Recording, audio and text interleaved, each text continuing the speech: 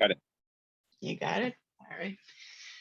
Hello, everyone. Bonjour tout le monde, and welcome to Talk to Danielle. I am your host, Danielle C. Baker, and today I have an amazing guest. I just love talking with, reading up on him. He's just got a great story, and I'm really excited to have him on. So I am interviewing our golden boy, Dr. Jimmy McDowell. And thank you so much for joining me. I'm really excited to have you on. Perfect. I mean, I've been looking forward to this, all the way from sunny South Florida. I wanted to be on the beach tonight, but I ended up being, away from Hutchinson Island. So you get me in Yeah. my natural habitat in my car. That's right. And that's our reality. We are where we are. That's about it. It is That's where it is. absolutely But true. I see the pictures that you post sometimes of the beach and the sunset, and it's just incredible. So I'm all the way up in Canada. So when I see those pictures, Right. I just dream for a little bit. So Yeah. thank you again. And where I'm going to be asking you some questions, and if you want to add to it, then just go ahead and go right in. I'm not big on reading people's bios because Sure. that's just so formal. But if you want to just kind of share your story with your audience, because it's an incredible story, and I think you're going to be the best one to tell it. Yeah. I grew up in the Midwest. I grew up in Arkansas, and Arkansas was on the boundary between the North and the South. So we could either choose the North or the South, whatever we identified with. And growing up in a very, beautiful family, middle class, the three things that sort of held people together in the South was, God, guns, and gravy. I threw that last part in because every meal that my mom prepared was, from the heart. Every Sunday Mhm. at 9 o'clock we were in church. And then my dad taught us how to, hunt and fish. So, God's, guns, and gravy, just ended up being sort of, not only me, but, tons of my friends and how we were raised. And, from that time, I played high school football, played college football, tried out for the pros, afterwards played some semi-pro ball, tried out for arena ball and USFL and so many other things that sports has always been a part of my background. At the Right. same time, academia was too. I graduated the BS in biology for college and then went to dental school in New Orleans and have been a dentist since 1988. And so all those years, I always, one of my favorite sayings is a beautiful smile is always in style. So, I've been Yeah. helping smiles and helping people, have their beautiful dreamed about smile. But I always had in the back of my mind, as we were raising family, I have 4 daughters and a son. Mhm. I always wanted to still do a little bit of physical. One of my patients was a professional wrestler. And in 1991, I got to meet Vince McMahon and George the Animal Steel in South Florida. And they asked me, Mhm. about my background and told them, all that I did. And they wanted me to consider a full-time career. And we just had twins. Our twins were 2 years old.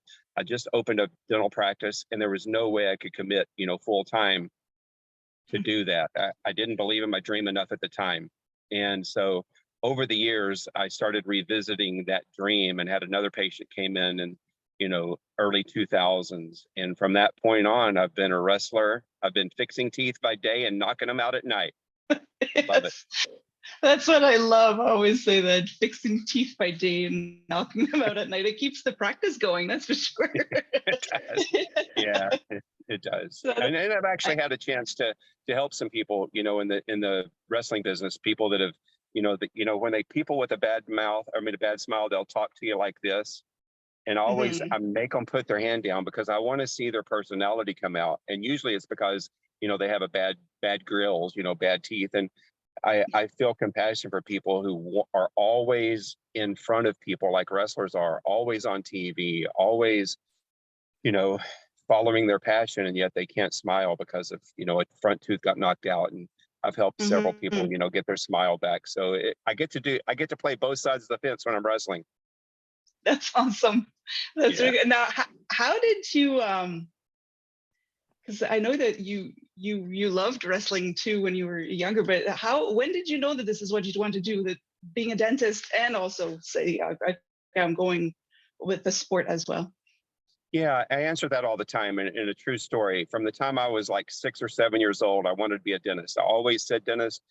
Kids say they want to be a fire truck driver or, a garbage man or whatever. It's just things that are loud and crunchy and sounding, to kids. And for some reason, I always said that I wanted to be a dentist. When I was about 7 years old, the summer of 7 years old, I spent several weeks in a row with some of my baby teeth getting fillings, and the dentist, Dr. DeBen, as you lean back and here's this big hairy guy above you, and he always had things up on the ceiling. And he said, he said, when you're a dentist, you'll be able to do this with your patients. So in the back of my mind, I was like, doesn't everybody want to be a dentist? So That's right. at the same time, I was, my dad was coaching me in baseball and football, and my dad was not a pro wrestling fan or anything like that, but my Okay. grandma and grandpa and my mom loved the pomp and circumstance.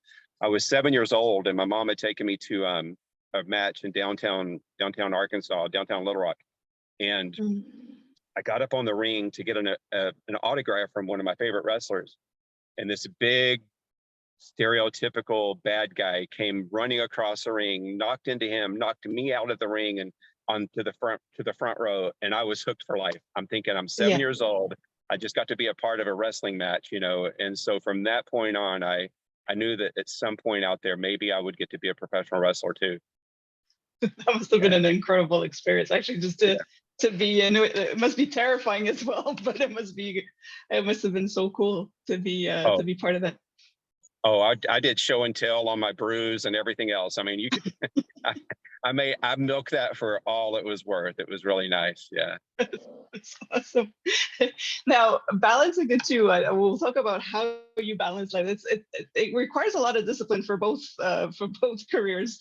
What kind of habits would you say kind of helped you get there?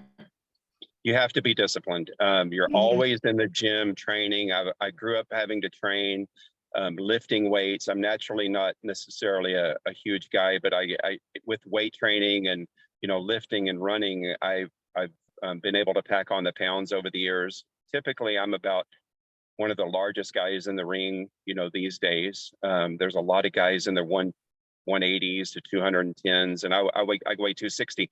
So to maintain Mm. that, I have to always be lifting. I have to always be training. Back in the old days, it was lifting heavy weights and lifting more and more and more and heavier and heavier. I just turned 61.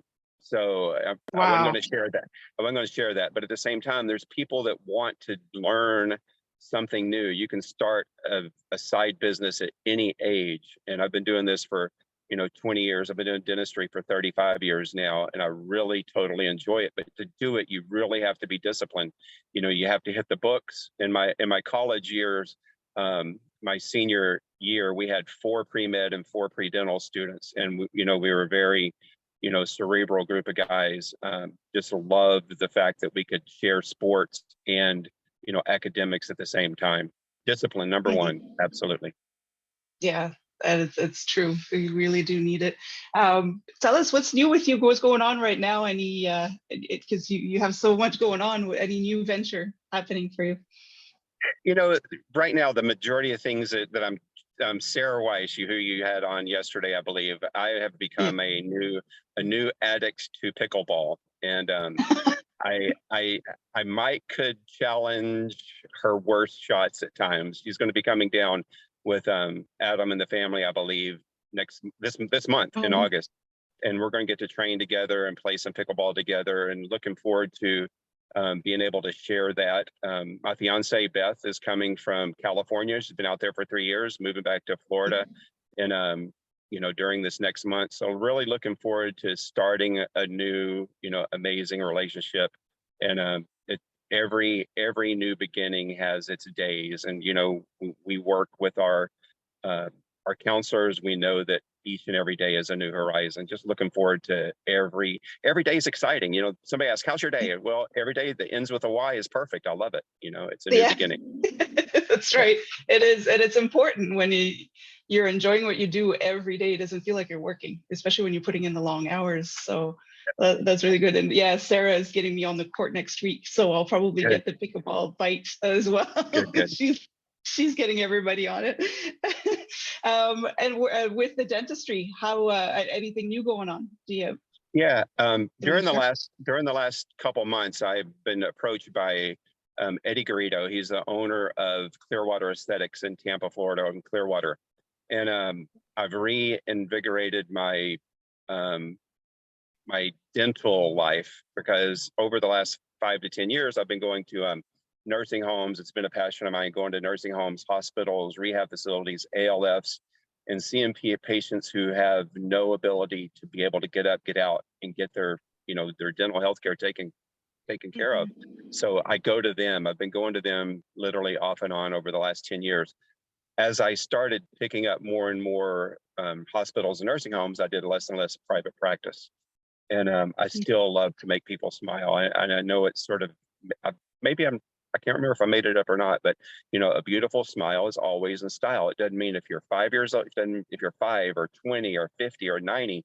I had a patient the other day, 105 years old, and she wanted a new set of dentures. She wanted a new set of dentures. And I said, Miss Adley, why do you need a new set of dentures? She said, if I break these, my boyfriend may not like me anymore. She's 105. I was so happy to make her a new set, but I was trying to talk her out of it. And she said, Doc, I need a new set. And she was very well aware of life. And I was very happy to help her get a new smile. She wanted to stay on her game. That's awesome. Yeah. So Clearwater Aesthetics is a full body medical spa. They do everything from Brazilian butt lifts to Botox to breast augmentation. And people that have that done are obviously looking in the mirror all the time and judging, what the mirror says. And a lot of times people can see this or this, but they don't look at their smile. So we're going to be able to take a beautiful smile to them as they, take care of the rest of their bodies. So really looking forward to that over the next, 6 to 12 months as we really implement it starting this month. That's exciting. Actually, yeah, you're right. We don't think about that, but the teeth are just as important as well for absolutely all of it. Yeah, it's amazing. With everything that you've learned over the years, with all of your experiences, is there anything? Just a lot of times we'll say, "Oh, I wish I would have known this when I was younger. It would have just made things so much easier for me." Is there any that kind of wisdom that you knew you wanted to pass along to your children? Yeah. One of the things that hit me during dental school, one of our main instructors, he was very athletic in college, and he knew that a lot of our group was athletic, and he asked us during the first month or two of school, about some of the things that we were doing, and our answer was, it looks good enough, and good enough is never enough. If you're not doing your absolute best, don't throw it out there. Don't present it. Don't give a paper if it's not ready. Don't, prepare, a meal if you've left half the ingredients out. But average is never an option. Mediocrity. Think of a best-selling book. How to Be Average, How to Be Mediocre. Those wouldn't be best-selling books. To be average and to be mediocre is what normal people are without even thinking about it. If you hear a study, they said the average American or the average Canadian, is 40% overweight. Well, I don't want to be average. I either need to get taller or lose weight, So, but the thing about it is being average is just the standard that people aspire to. And, I remember growing up in high school and even junior high where everybody had to wear a certain kind of jeans or a certain kind of shoes because everybody wanted to fit in. Everybody wanted to look the part and be the part. And it's not that indifferent as an adult because, people don't want to be seen as, too smart or too not smart. They just want to be like middle of the road. Life cannot be made with average mediocrity. It has to be people who take a chance and move outside of the box. Yeah, we need more of that today as well. It is something that really does it's a message that needs to be passed on to all children right now to stop following the masses. Great people talk about ideas, average people talk about themselves, and simple people, talk about other people. So if you aspire to be great, you're talking about ideas and dreams. And if you have somebody that's going to take your dream away, don't be with that person. Aspire to the same level. You see a lot of marriages that may not last because they have two different levels of beliefs or two different levels of aspirations. And the people that are more alike tend to stay longer and more connected together over the years, it seems like. Yeah, that's right. And there's no, if you're just in your comfort zone, there's no room for growth there. So yeah, it just kind of goes stagnant after a while. That's amazing. Yeah, it is. So, Yeah, if you had a billboard or the world's microphone where you could send a message out to everyone, I know you share a lot of great insight like you just did. What would you say to the entire world on? I think never be complacent. Always be able to reinvent yourself. Over the years, as a dentist, I didn't learn this procedure without advancing to other cosmetic and more, beautiful smiles. And I didn't, you don't start out being a great dentist off the bat. You know the basics, and you do more advanced procedures. The same way in wrestling, your persona, your outward look, how you're judged. My hair has not always been blonde, and it's Sally Beauty Platinum 3.0. I mean, it is bleach blonde, and I'll admit it. So when you go back 5 years from now, or 5 years ago, you see me with brown hair. I didn't want to always be stuck in a cubby hole, in a pigeonhole, in a exact persona, an exact thought that's how I'm going to be the rest of my life. I wanted to improve myself. I wanted to, and all of a sudden, if I'd have known it was going to make that much difference, I would have bleached my hair decades ago. So people's thought of you, your persona, your perception, your ability to project, and maybe this really is me, because I think maybe when I had brown hair, I was more passive, or I was more subdued. But all of a sudden, it gets something that gives you the confidence to get outside of your normal self. Yeah. It doesn't take much to rebrand yourself, revisit the new you. A billboard. Yeah, I would say live with a new you in your future. Don't ever get stuck in the same status quo. That's very much true. And yeah, with wrestling, that would definitely allow you to build that persona to kind of reinvent yourself. Yeah. And I love your robe, by the way. That's just the whole getup is perfect with the hair. You have it down packed. That's good. And that actually leads to my next question, which is great when you say, don't stay stagnant, or don't be complacent. This is a question that I like to ask often is, what would you like to be when you grow up? Oh my goodness. I am having to be a little bit smarter now. The more I get into, I call it middle age years, but, once I turned 60, 61, I have had, knee issues and back issues and neck issues that a lot of people do, whether they've, jumped off the top rope or been body slammed, regularly, those kind of things. So your body can't take the same position of beating up that it's taken over the years. And people said, well, you really have a decent persona. Why don't you get into managing? I love wrestling as the performer. I love wrestling as the storyteller, as the person who's, weaving the story into the match.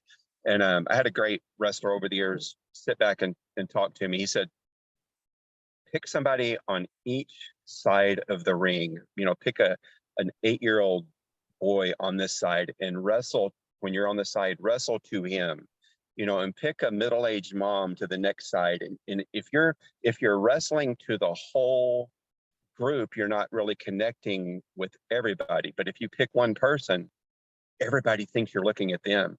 So as you're performing,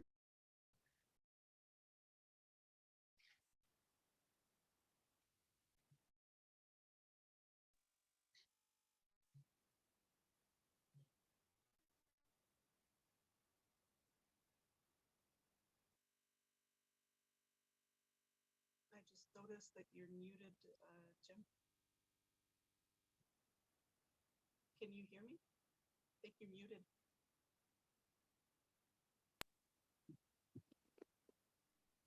Can you hear me? I think I'm back. Okay, yeah. Okay. My something happened, but yeah, you are back. But you were saying that to go with the persona, to go to that one particular person. Maybe I was interrupted. I'm sorry. Sometimes when calls come in, I try to get it off real quick.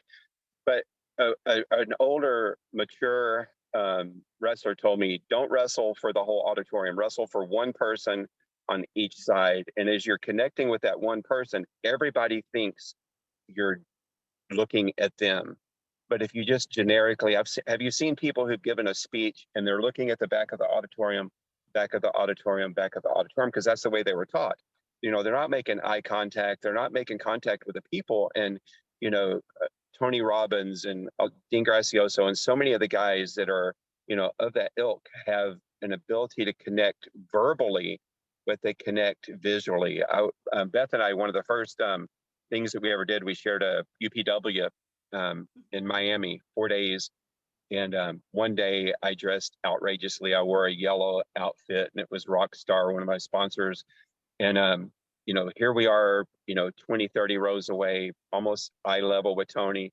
And he turns, the yellow banana guy stands out and he looked at me. And Beth said, he just looked at, so there's connections with people, even when they've got 15,000 people in front of them.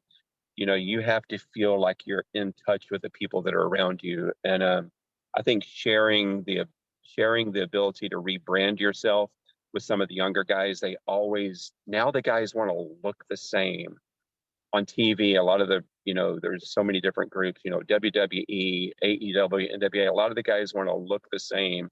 And to me, that's mediocrity. Set yourself apart, look different, be different, act different. People will notice. Yeah, and that's true because we see that more and more. Everybody kind of using the cookie cutter type of approach to things and the standout. So anyway, that's where I want to share. Just set yourself apart and be a little bit different.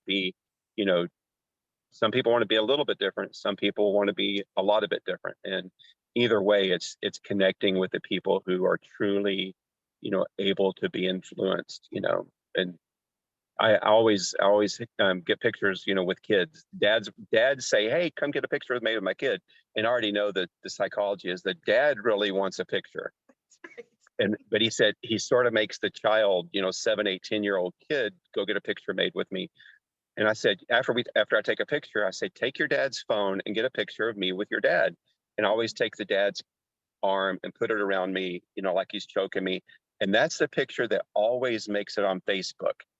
I got to beat up a professional wrestler today, but the dad will never put the picture of his child on because he wanted people to see that he also is important and connects, so I enjoy sharing, the fun. It's camaraderie. Wrestlers are a big group of, faces and heels, good guys, bad guys, but in real life, some of us are dentists. Some of us are insurance agents. Some of us are, all different life choices outside of the ring. That's it. You live a double life type of thing. That's great. You shared before we recorded, you were sharing kind of words to live by. I don't know if you'd like to share that with us on. I have seven points that I always like to bring up, and I have the notes on another page. Would it be okay to just leave my face on? Okay, let me see if I can just go to that screen. I call them 7 rules of life. And the first one is let it go. Never ruin a good day by talking about a bad yesterday. So you have to let go of yesterday before you handle today. You have to let go of today to get ready for tomorrow. So there's that transition time in your 7 rules of life. You have to leave. 1, you have to let it go. Number 2, you have to ignore the naysayers. Don't listen to other people. Live a life that's empowering to you. I believe we met first with Empowered Life. Ignore the naysayers. Nobody believes in you if you don't believe in yourself. So go with what empowers you, ignore them, and take care of yourself, and life will be good. Number 3, give it time. Time heals everything. I know right now I'm going through some issues, and at the same time, if I give it time and continue working on things, time heals everything. 7 rules of life. Number 4 is Don't compare. The only person you should try to beat and the person was the person you were yesterday. Compare yourself to yourself. What can you do better to make yourself better in your 7 rules of life? Don't get stagnant. Don't get complacent. Compare yourself to yourself and improve yourself every day. Number 5, stay calm. It's okay not to have everything figured out. As you stay calm, know that in time you'll get there. You don't start a marathon by running a marathon. You start with one step followed by a second step. So stay calm that you're going to get to your end goal if you have small little acknowledgments, small little movements along the way. Number 6, it's all on you. Only you are in charge of your happiness. People make excuses all the time. Average people make excuses all the time. Well, I didn't get treated fair. I didn't get that promotion the way I was supposed to. It's on you. Do what you can to better yourself to be able to get back what you want. Empower yourself. It's on you. Don't blame it on anybody else. And number 7, obviously, as a dentist, I have to go with smile. Life is short. Enjoy it while you have it. And if you are able to smile your way, if you're able to smile your way through things, what's the old saying? It only takes 17 muscles to make yourself smile, and it's 42 to make yourself frown. So, fake it till you make it. Understand that you and the way that you carry yourself is so important. If people, what was Snoop Eeyore, always going around with a cloud and down. I hate to even make my face do it, but like he's always sad and he's always Eeyore. People expected it out of Eeyore. Let people turn the corner when they see you and go, hey, there's the guy that always does this or always does that, or this is the lady who always does this, and be so positive that you're going to get a smile out of them because you're smiling. Even if you're hurting on the inside. I'm not saying fake it till you make it, but there's days that you have to put on a persona. You have to, hey, how you doing? Well, do you really want to know? My dog died. I burnt the dinner and I had a wreck. And people may want to hear an occasional down day, but do something that makes that person have an amazing day. Help them smile with your smile. Yeah, that's beautiful. It does make a difference just to see that smile. It kind of brightens up somebody's day. Yeah, so it's wonderful. Thank you. Thank you so much for sharing all of this. If anybody, I don't know if you wanted to add anything else to it. If anybody wanted to know more about what you do, is there a way that they can reach you?